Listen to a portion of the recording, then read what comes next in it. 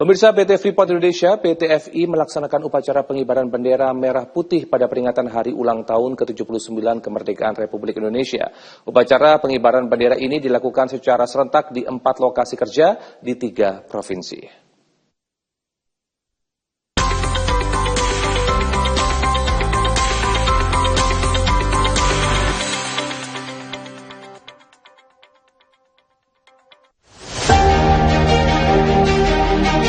Dengan mengangkat tema pertambangan hulu hilir untuk Indonesia Maju, upacara pengibaran bendera dilakukan PT Freeport di 4 lokasi di 3 provinsi.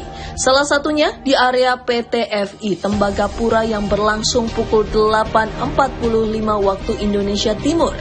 Upacara ini dilakukan secara bersamaan dengan upacara di smelter Gresik pukul 6.45 waktu Indonesia Barat.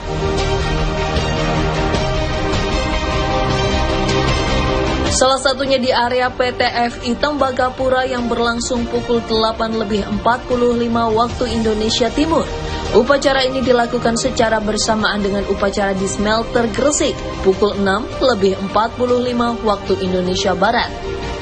Hal ini menggambarkan PT FI sudah beroperasi secara terintegrasi dari hulu dengan proses penambangan dan pengolahan di Tembagapura hingga hilir dengan proses pemurnian di smelter Gresik, Jawa Timur. Secara bersamaan, upacara ini berlangsung di alun-alun Kuala Kencana, Mimika, Papua Tengah, dan juga di kantor PT FI di Jakarta. Upacara pengibaran bendera merah putih yang terpusat di Tembagapura memecahkan rekor Museum Rekor Indonesia untuk pelaksanaan upacara HUT Republik Indonesia di lokasi dengan elevasi tertinggi, yakni di ketinggian 2.000 meter di atas permukaan laut.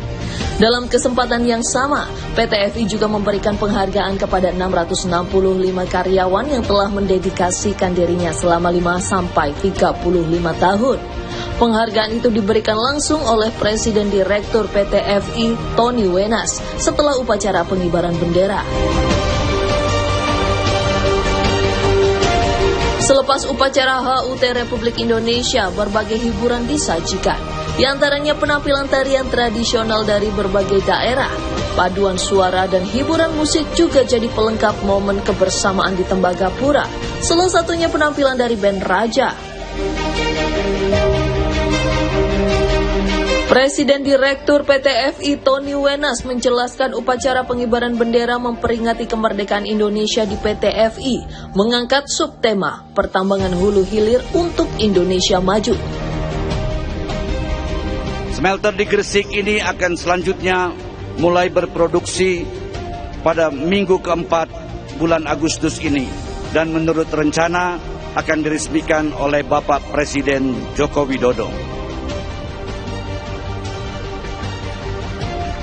Diperkirakan sekitar 400.000 ton konsentrat tembaga akan dimurnikan di sana sampai bulan Desember 2024. Selanjutnya, saat mencapai kapasitas produksi penuh, smelter Freeport ini akan memurnikan 1,7 metrik ton konsentrat tembaga. Ditambah dengan kapasitas pemurnian konsentrat 1,3 juta ton di PT Smelting Gresik yang telah beroperasi sejak tahun 1997, maka kedepannya PT Freeport Indonesia akan mampu memurnikan 3 juta metrik ton konsentrat tembaga.